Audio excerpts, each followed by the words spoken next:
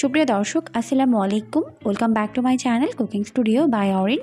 আজকের পর্বে আপনাদেরকে নারকেল দিয়ে তৈরি ভীষণ মজার একটি পিঠা তৈরি করে দেখাবো, যেটা খেতে দুর্দান্ত মজার হয়। চাইলে এগুলোকে এক সপ্তাহের মতো সংরক্ষণ করে খেতে পারবেন। আশা করছি রেসিপিটি আপনাদের কাছে অনেক বেশি ভালো লাগবে। পিঠা তৈরি করার জন্য এখানে একটি বোল নিয়েছি। এরপর এর মধ্যে নিয়ে নিচ্ছি 1 কাপ পরিমাণ নারকেল কোড়া, এরপর দিয়ে দিচ্ছি হাফ কাপ পরিমাণ চিনি আর হাফ চামচ পরিমাণ দিয়ে দিলাম লবণ। এখন প্রথমে নারকেল, লবণ আর চিনি একত্রে খুব ভালো করে হাত দিয়ে এভাবে মেখে নিচ্ছি। তো এইভাবে ততক্ষণ পর্যন্ত মাখতে হবে যতক্ষণ না পর্যন্ত চিনিগুলো ভালোভাবে গলে নারকেলের সঙ্গে মিশে যায়। যখন চিনি খুব ভালোভাবে গলে মিশে যাবে ওই পর্যায়ে এর মধ্যে দিয়ে দিচ্ছি 2 কাপ পরিমাণ চাউলের গুঁড়া। এরপর খুব ভালোভাবে নারকেলের সঙ্গে চাউলের গুঁড়া মিশিয়ে নিচ্ছে। তো এখানে কিন্তু কোনো পানি অ্যাড করা যাবে না, নারকেল আর চিনিতে কিন্তু এখান থেকে পানি বের হবে আর ওই পানিতে কিন্তু এটাকে মেখে নিতে হবে। তো খুব ভালোভাবে মেখে একটি ডো তৈরি করে নিয়েছি। এরপর আমি এখানে এরকম কিছু পিঠার সাস নিয়েছি, এগুলো আপনারা যে কোনো কুকারিজের দোকানে পেয়ে যাবেন। তো এরপর আমি পিঠাগুলোকে তৈরি করে নিব। তো এখান থেকে অল্প অল্প করে ডো নিয়ে পিঠা শেপগুলোকে তৈরি করে নিতে হবে। তো প্রথমে অল্প একটু ডো নিয়ে হাতের মধ্যে নিয়ে এরকম একটা গোলাকার শেপ দিয়ে নিলাম।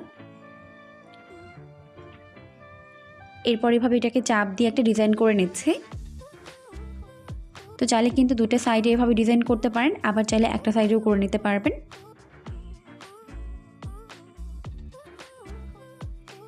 এরপর আস্তে আস্তে এটাকে এভাবে খুলে নিচ্ছে।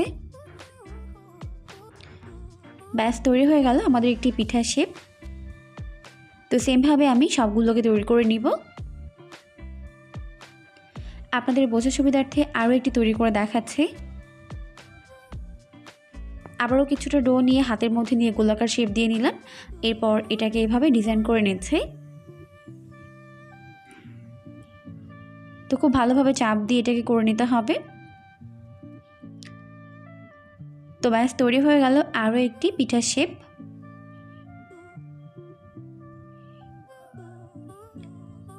তো সেমভাবে আমি সবগুলোকে তৈরি করে নিব। তো এখন আমার সবগুলো পিঠার শেপ তৈরি করে নেওয়া হয়ে গেছে। এরপর এগুলোকে আমি ফ্রাই করে নিব। এই জন্য চুলায় একটা প্যান বসিয়ে দিয়েছি আর যথেষ্ট পরিমাণে সয়াবিন তেল দিয়ে তেলটিকে খুব ভালোভাবে গরম করে নিয়েছি। এরপর এর মধ্যে একটি একটি করে পিঠা শেপগুলোকে দিয়ে দিচ্ছে। একবার যতগুলো ধরে দিয়ে দেবো, বাকিগুলোকে পরের ব্যাচে ভেজে নিব।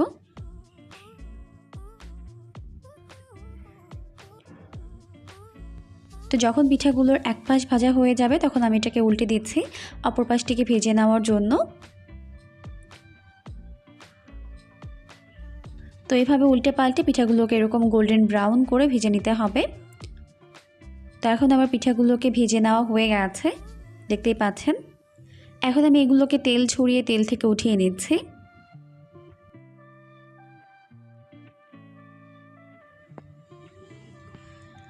তো এখন আমার সবগুলো পিঠা ভেজে উঠিয়ে নেওয়া হয়ে গেছে। এগুলো কিন্তু দেখতে অনেক বেশি আমিষ হয়েছে, খেতেও হয় দুর্দান্ত মজার।